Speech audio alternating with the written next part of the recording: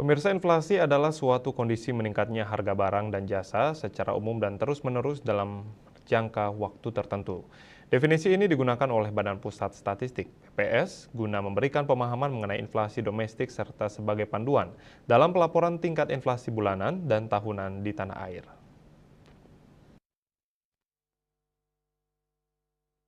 Data inflasi sangat krusial karena menjadi indikator utama kesehatan ekonomi suatu negara. Tingkat inflasi yang terlalu tinggi atau terlalu rendah dapat menimbulkan persoalan. Inflasi yang tinggi mengurangi daya beli konsumen karena harga barang dan jasa meningkat lebih cepat dibandingkan pendapatan yang mereka peroleh.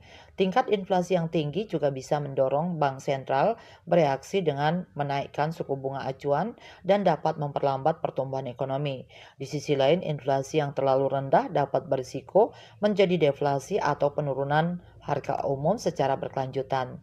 Deflasi yang berkepanjangan dapat menyebabkan perekonomian stagnan karena konsumen mengantisipasi penurunan harga lebih lanjut dan cenderung menunda pembelian sehingga permintaan menurun. Pendapatan perusahaan juga berkurang akibat turunnya permintaan sehingga sulit menaikkan upah pekerjanya, bahkan terpaksa harus memotong biaya operasional dengan pengurangan tenaga kerja. Inflasi yang moderat konon dianggap sehat untuk ekonomi. Inflasi moderat dinilai bisa mendorong konsumsi yang kemudian mengerek pertumbuhan ekonomi. Selain itu, inflasi yang moderat membantu dalam menjaga stabilitas harga sehingga memberikan lingkungan yang lebih dapat diprediksi bagi pelaku usaha dan investor. Artinya, kepercayaan pasar bisa meningkat dan mendukung investasi jangka panjang. Untuk tahun 2024, Bank Indonesia (BI) menetapkan target inflasi dalam kisaran 2,5% plus minus 1%.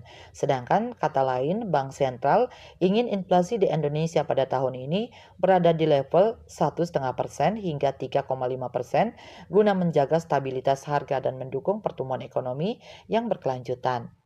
Berakhirnya deflasi pada Oktober bisa dimaknai bahwa daya beli masyarakat mulai pulih dan konsumen kembali meningkat, yang kemudian diharapkan bisa mendorong pertumbuhan ekonomi.